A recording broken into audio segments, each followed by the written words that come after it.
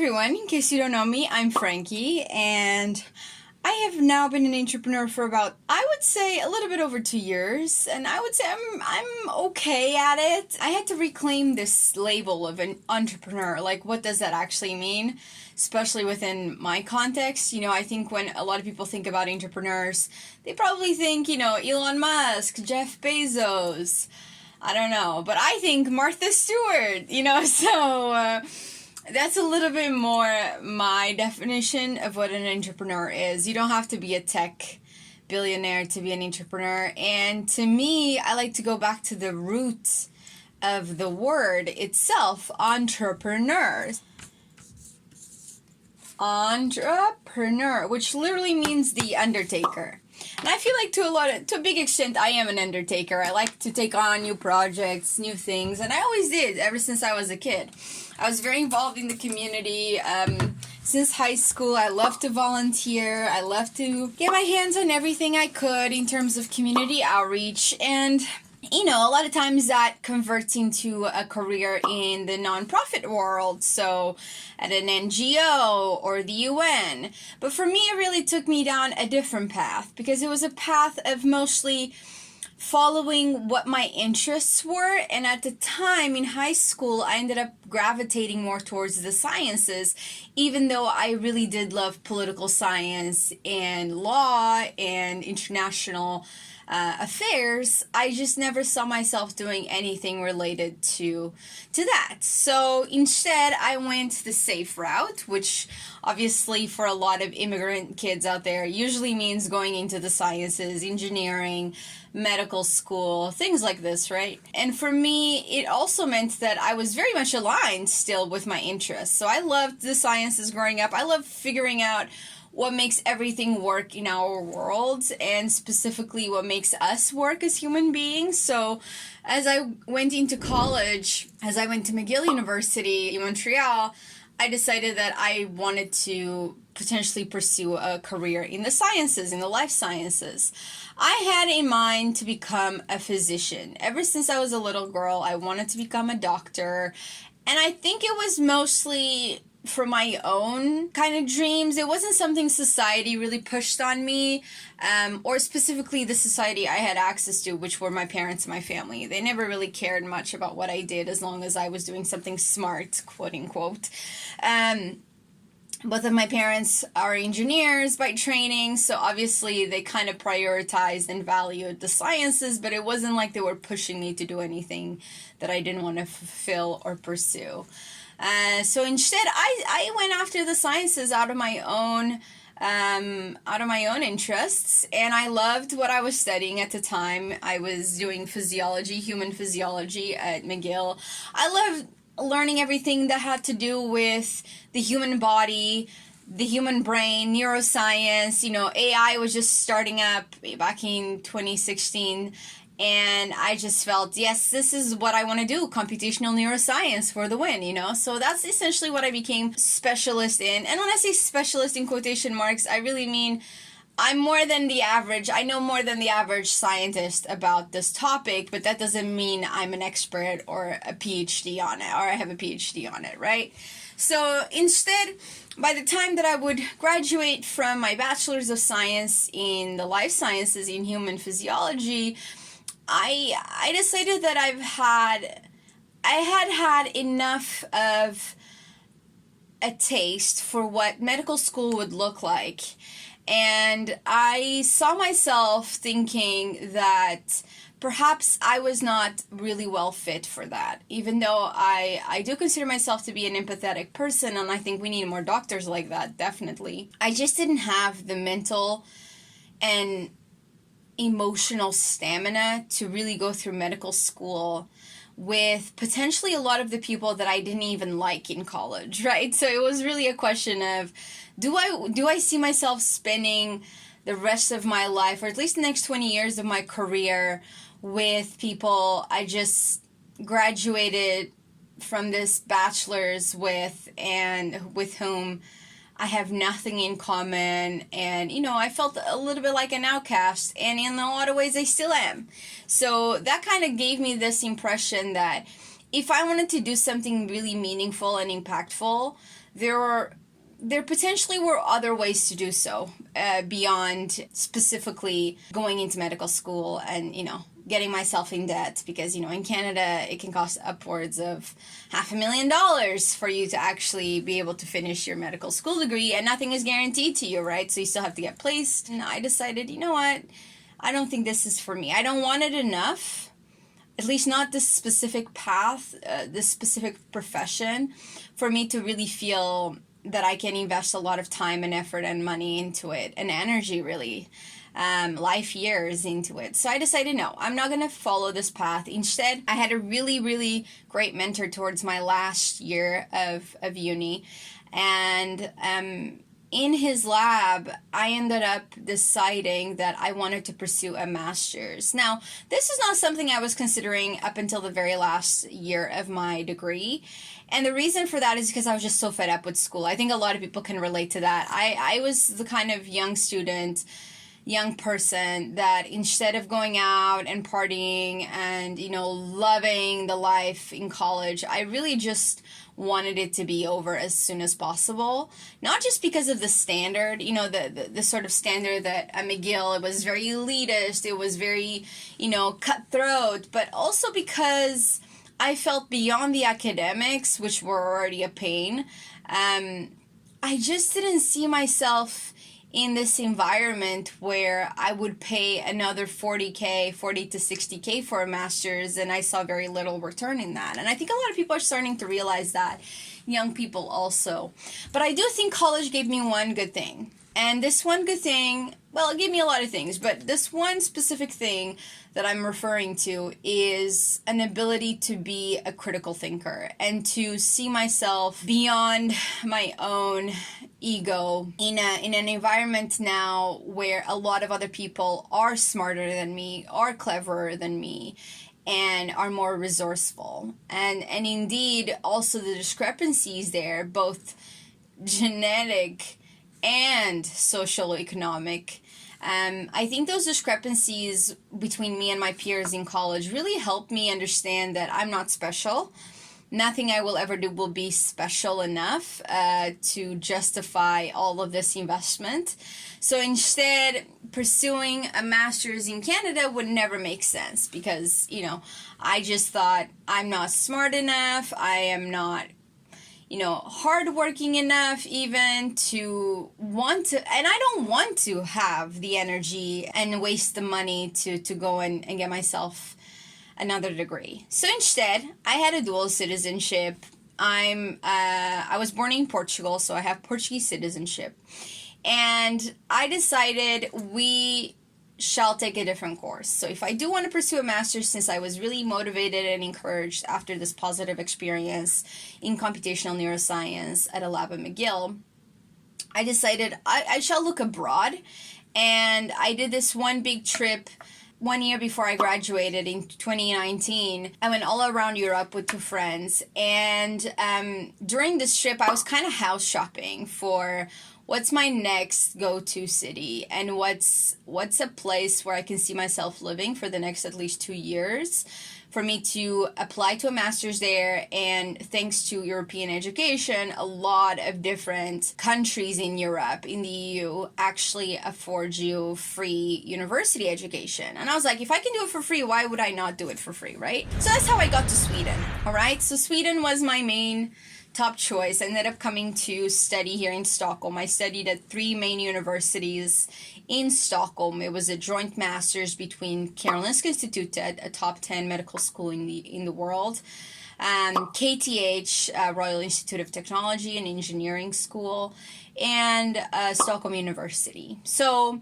these 3 universities then, for the next 2 years, from 2020 to 2022, became the place where I tried to figure out, what do I do next? Like, where do I want to go? What do I want to do? And, academically, I was excelling because I already had the work ethic of a horse. Like, I was really conditioned by the McGill competitive system where, it was so cutthroat that you had to really be studying 24/7. And on top of that, I had 2 jobs. And, on top of that, I had to pay my bills. And all of these things really gave me the work ethic that I am really grateful for, because when I moved to Sweden, everything academically became easier and it became more effortless. So I would have to put maybe, I don't know, 30%, 1/3 of my usual input to get the same output in terms of grades and in terms of academic performance. So from there, after 2 years, I was really keen on pursuing a career in corporate sciences. So I was thinking, going into big tech, big pharma, and really my whole journey up until that point had been kind of grooming me for that. And in some way, I thought that that was my dream. My dream was to follow and go in the corporate ladder and just try to climb as far as I could and then eventually retire and call it a day, right? Towards the end of my master's, when I was finishing my thesis, I had a very big health scare. And that's where I had this eureka kind of hurrah moment, where I realized that a lot of the things that used to make sense to me did no longer make sense. So let me break it down for you. What exactly happened that led me to want to become an entrepreneur? So I had these symptoms for about 2 weeks then. I had been ignoring them. I thought I was having a heart attack at some point, but the symptoms were mostly just a really strong pain underneath my chest. And this strong pain led me to go to the doctor at the time, to the emergency care, and think that I was having a heart attack. They did an ECG. Obviously, I was not having a heart attack. And then that was that. And the pain went away after a while. And then it returned about 2 weeks later. What was the problem with this? First, I was definitely avoiding any form of care and any form of check-ins for myself and for my own health, both mentally but mostly physically at the time, because I was well taken care of in the sense that I was undergoing CBT. I had a therapist on call. That was not really the biggest challenge at that moment. And I could feel myself being physically ill, and I couldn't eat without feeling nauseous. It was a really strange period of time when, in those 2 weeks, when I was trying to sort everything out to be able to complete my thesis and start writing the paper, the very last day before I was hospitalized, I had this interview at Roche. So Roche is this big pharmaceutical. The interview was online, and I was ready, to do it, because I had been preparing for all of these corporate interviews for months now. And as I go into this meeting, I start to feel really, really severely sick, like throwing up, fainting kind of sick. I should not have gone and done the interview in the state that I was in, about to faint and losing my mind, right? To try and conceal my symptoms so I would appear healthy and energized and have the stamina to do this interview and to do the job, right? But as soon as the interview ends, I just rush to the bathroom. I rush to the bathroom because I know I'm about to faint or I'm about to throw up, and that's exactly what happens. So then I get up from the bathroom floor, and I decide to go back to my thesis because, supposedly I still had a couple hours ahead of me. This was about 4 p.m. in the afternoon at that point. And then I tell one of my then supervisors that I'm not feeling so well. He says, okay, take it easy. We'll just finish this up. No worries. It's fine. But then another one, my actual supervisor at the time, a PhD supervisor, God bless, I had a lot of patience for that guy. He had not met up with me almost any time during the 6 months of my thesis. Then he decides he wants to meet that day. And I'm like, really? You waited this whole time and you want to meet today when I'm feeling super bad? But then I'm like, if I cancel on this guy today, he's not going to reschedule that meeting. I'm not going to have that meeting, and my thesis is going to be in the dumps. So I wait until about 6 p.m. and that's when I have the conversation with him, but I'm really feeling so sick during the entire conversation, and I was just kind of rushing through it because I was annoyed at him, I was frustrated, and I was super sick. He could see that I was literally sick, and he just didn't give a fuck. And then as soon as I finish that meeting, I go and I tell my other supervisor with whom I was working with, hey, you know what, I'm really not feeling well. I think I need to go home. I think I just need to go home. Can I just go home? Can you look after the experiment for me for a little while. And he's like, yeah, it's almost over anyway. Don't worry, just go. I'm sitting at the main lounge in the lobby of the building. And one of my best friends, Maya, at the time, she comes by and she's like, friend, what's up? Like, you look awful. What's going on? You know, like, tell me, you know? And I'm like, I'm thinking maybe I should call 911. You know, in here it's 112. And I should maybe tell them that I'm not feeling so well. You know, remember when I told you I thought I was having a heart attack before? It kind of feels the same way. But I called 112 and they said it doesn't sound urgent and it doesn't sound like I'm having a heart attack because of all the things I've just told you. So then she's like, no way. Like, I'm taking you to the hospital. I'm taking you to the emergency. And I was like, but they're not going to listen to me. You know, I'm going to be there another 8 hours. And just like last time, you know, and then I'm going to be fine after, you know. And then she's like, no, I don't care. She's like more stubborn than I. So she said, no, I will take you with my boyfriend at the time, Johannes.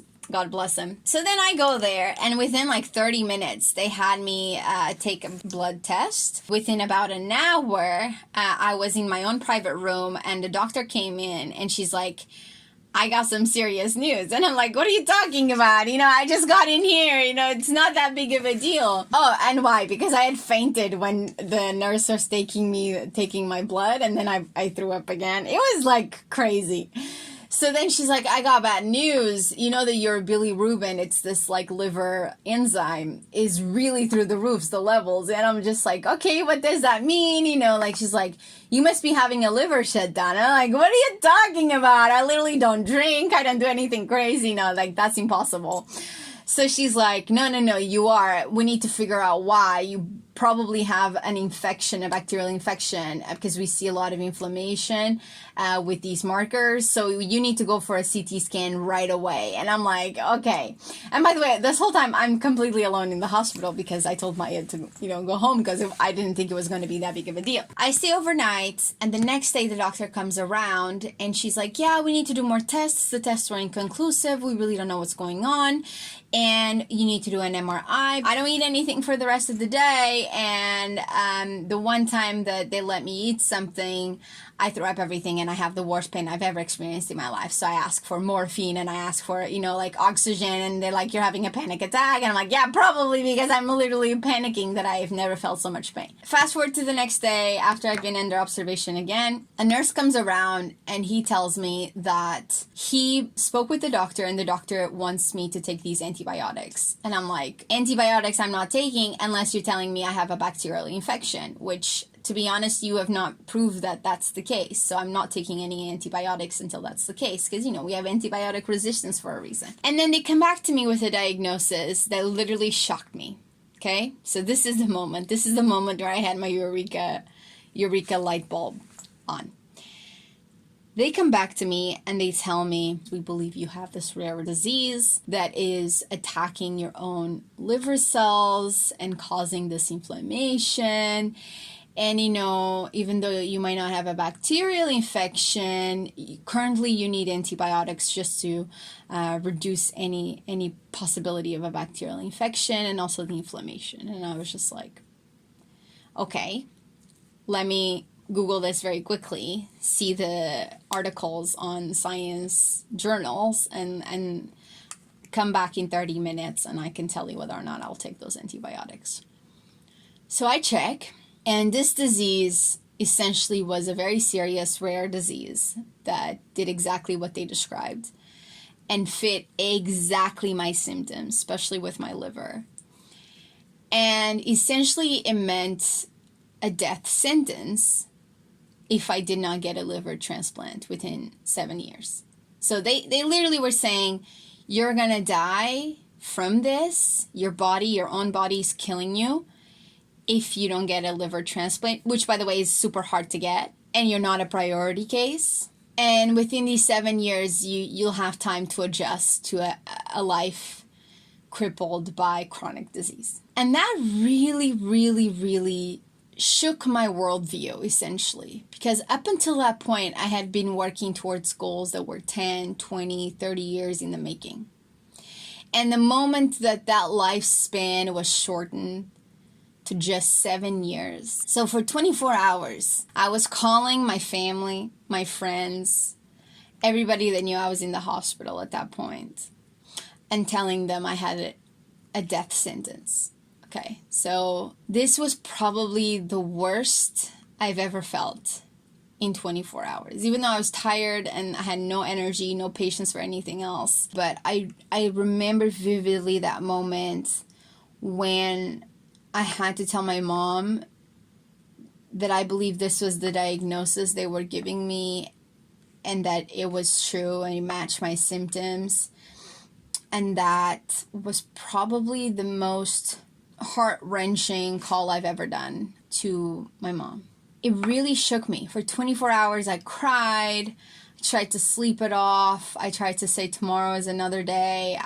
We will figure out a way. During those 24 hours post-diagnosis, I became someone who just questioned everything. Everything I had done up until that point, I was questioning.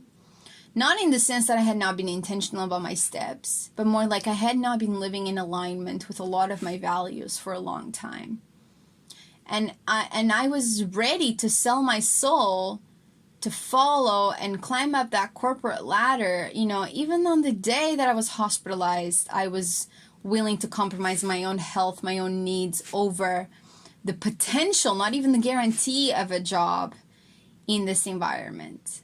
I was willing to also sacrifice my health and my well-being just to finish a thesis, which, you know, in retrospect, is just such a silly thing. But that was the kind of high-achieving personality that I had. It was, this is all or nothing, and without it, I am nothing. And once I realized that that had been framed so wrong for such a long time, that I had framed that life for myself in such a value misaligned way, then I realized this is not it. So 24 hours after the diagnosis, the doctor comes in and she tells me, we will do another test, another MRI, to see if it's been cleared, the inflammation, to see if we can see a little bit better what happened. And then I'll come back again. And when she comes back again after the MRI, she tells me that the previous diagnosis was a misdiagnosis. And I was like, I was angry, obviously. I was upset that they had worried me over nothing.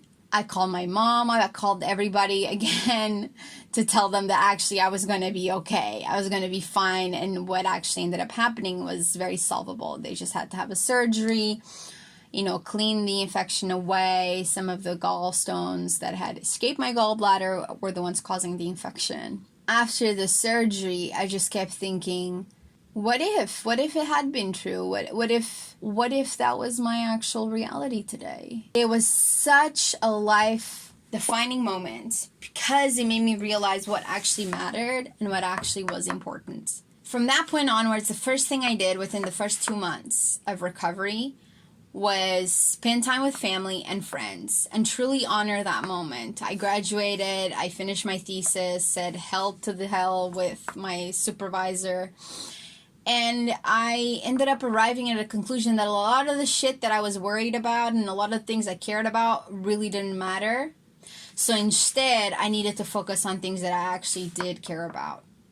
My values, my freedom, my value as a person, my worth, that was important to me. The people in my life was important to me. So that's what I spent doing. And I decided to go on this gap year because I had a lot of savings. I was a workaholic all through my master's nonetheless, even though it was free.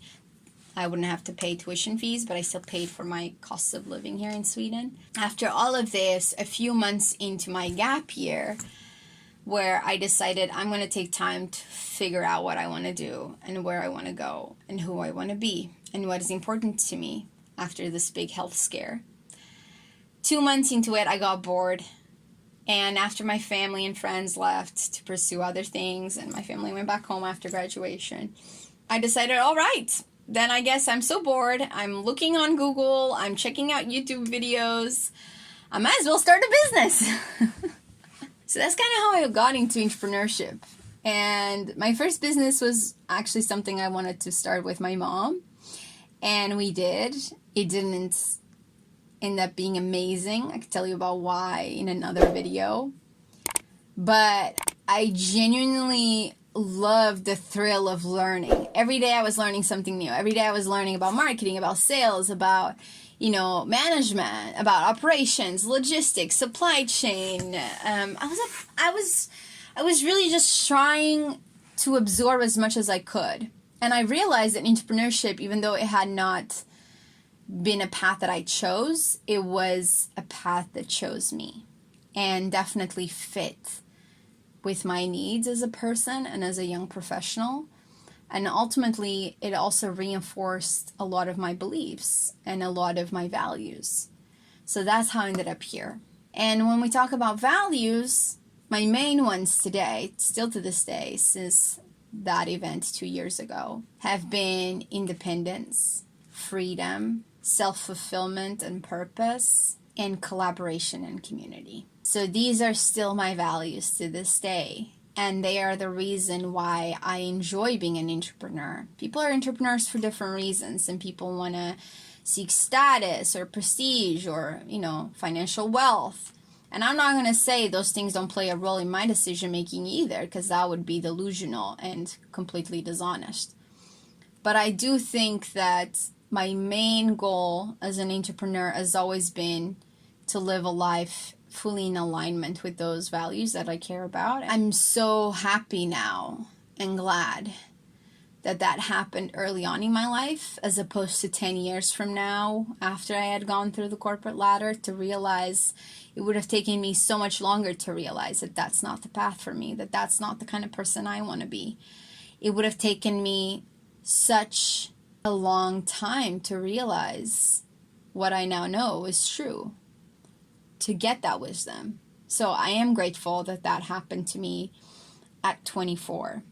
And today, I feel that being an entrepreneur has been the best thing that I could have possibly become.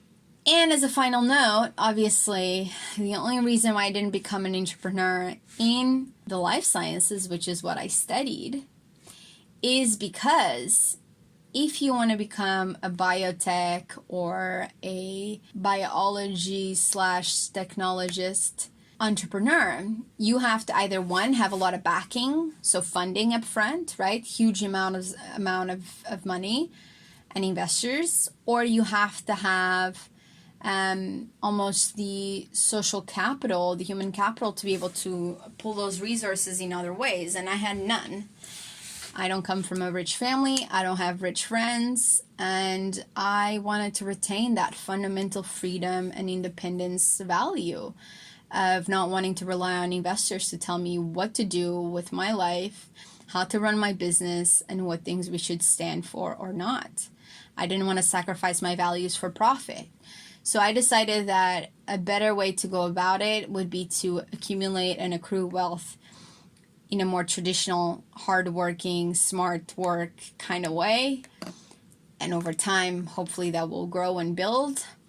And then eventually, if I wanted to start something in the sciences, I could always go back and I can always get, retrained, reskilled, and venture into that with my own capital, with my own money, once I can actually package this current business into a high-yielding business. That is my thoughts on how I became an entrepreneur. I hope you enjoyed this story time. And if you are considering this path, drop down a comment below about what has led you here. What values do you have, or do you currently share with me? And please do let me know if there's anything that has, any one specific moment that has shattered your worldview and kind of made you think, you know what, if I'm going to be a slave to capitalism, I might as well be my own boss, right? Be my own master. So please do let me know. I would love to hear your stories as well. Okay, thank you. Bye. Unfortunately, this is one of the major skills that I see even veteran entrepreneurs sometimes don't have. Doesn't matter if you have a great idea. If you cannot sell it, well, then you're stuck. You have to also be self-motivated to learn, which a lot of us are not used to. It becomes so competitive. And what if we just bundled together and, solve the problem ourselves amongst us and just had a discussion? Wouldn't that be better?